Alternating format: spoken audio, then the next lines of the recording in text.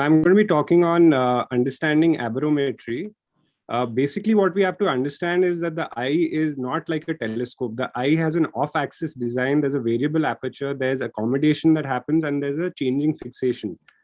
Because of this, and because there are certain physiological changes in the eye where the visual axis is tilted nasally compared to the optical axis, the pupil is decentered, the lens is decentered 0.1 mm nasally with respect to the optical axis. Because of all these imperfections, we do not get an optimal optical performance in the eye. When we look at a perfect optical system, an ideal wavefront will create a plane line, as you can see in this image. But the reality is a little different, where we get an irregular wavefront. And this is what leads to aberrations happening inside the eye. So when we look at these, when the actual wavefront travels further than the ideal wavefront, we have what is called a positive micron value, which is denoted in the eye tracy as a blue dash. Whereas when the actual wavefront does not travel as far as the ideal wavefront, we have a negative micron value. The difference between the ideal wavefront and the actual wavefront measured over the entire surface of the optical system is actually what is denoted as the RMS, or the root mean square value. Lower order aberrations include things that are correctable with glasses, including our defocus or spherical powers and astigmatism. And the higher order aberrations are those which are not correctable by glasses. Now, these are denoted as Zernike terms. A lot of people get confused as to what this is. It's basically angular and vertical representation. You're trying to fit shapes to complex mathematical terms so that we can understand them a bit better. So higher order aberrations start from the third order and they go up to 16 orders, but practically useful is between third and the eighth order of aberrations. And you can see these different shapes denoted, which is the trefoil, the coma, and the numerical things at the bottom and the top, which you can see Z3 minus 3 is a denotion of the vertical change and the angular change in the aberration. Now, this is how it actually is shown in graphs that come in various aberrometers.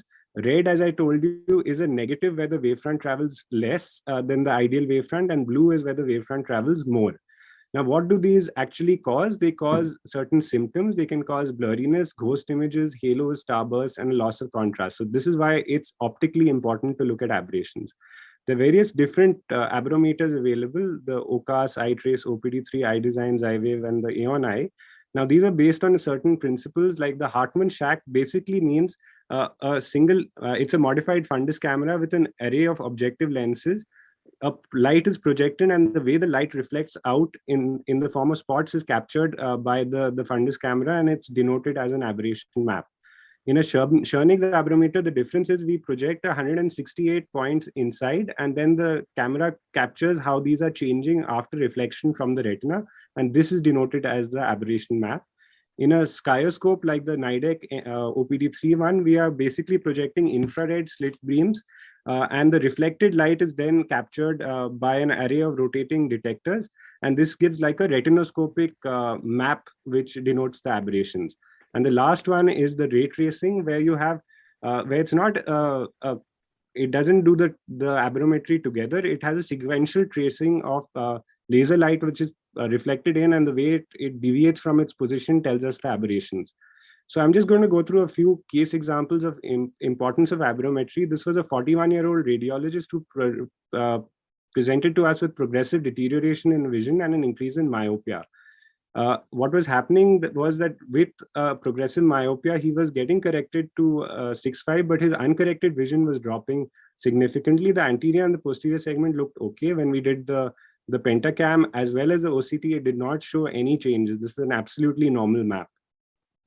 So we ruled out these various different conditions that are there. Then we looked a little bit deeper at this patient in the terms of aberrometry.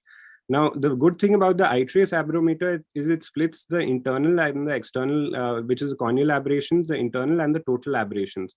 So what we could see here is that the main aberrations were contributed by the internal optics of the eye. Again, the wavefront analysis which the iTrace gives, we can see that this pattern between the internal and total matches. So it's a lenticular astigmatism that is actually happening and causing a poor quality of vision and a scattering of the point spread function in this patient. The iTrace also has a very important feature called the dysfunctional lens index. Anything less than 6 is significant. And in this patient, despite not having a clinically visible cataract, it was about 4.13, showing what is called a preclinical cataract.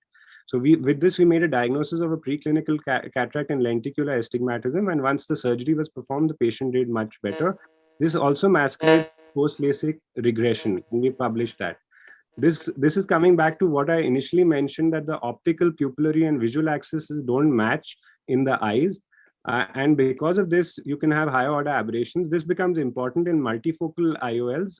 If you have a large angle alpha greater than 0.5, it's better to stick to a monofocal IOL in these kind of patients.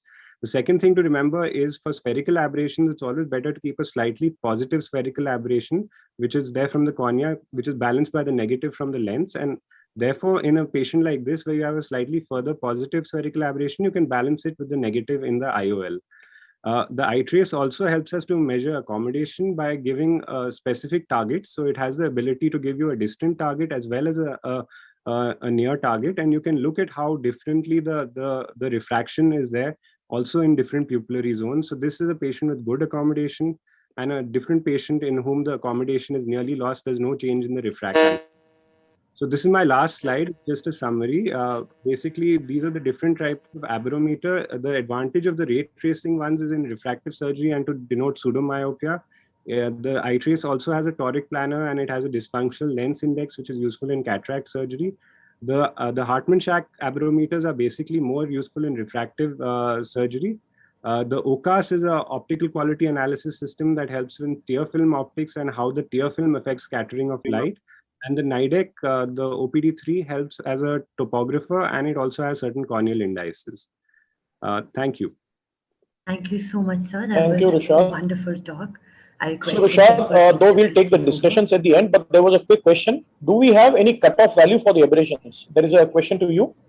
So normally higher order RMS between 0.3 and 0.4, not higher than that. It shouldn't, generally 0.3 or less should be the. So the question was for individual aberrations, just like vertical comma or maybe any individual aberration that you would have a cutoff value, or you would take more emphasis on that? I would take more emphasis on the total RMS, but I would generally look at coma and trefoil, and it should be less than about 0.5.